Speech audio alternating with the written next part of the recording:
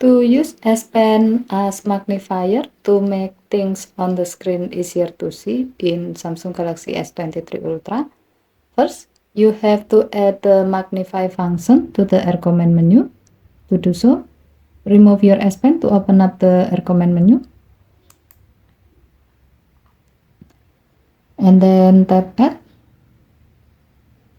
Select Magnify to add this function to the Air Command menu, and then tap the back button. To see how this feature works, tap the Air Command icon to open up the Air Command menu, and then tap Magnify.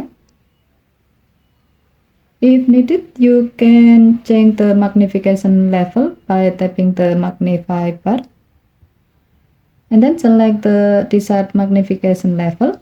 As the example, we will set it to 300%.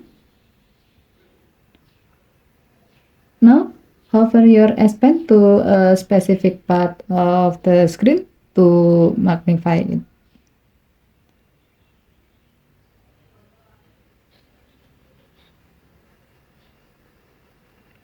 To stop magnifying, close the magnify bar or insert your S Pen. Okay, thank you for watching. Have a nice day.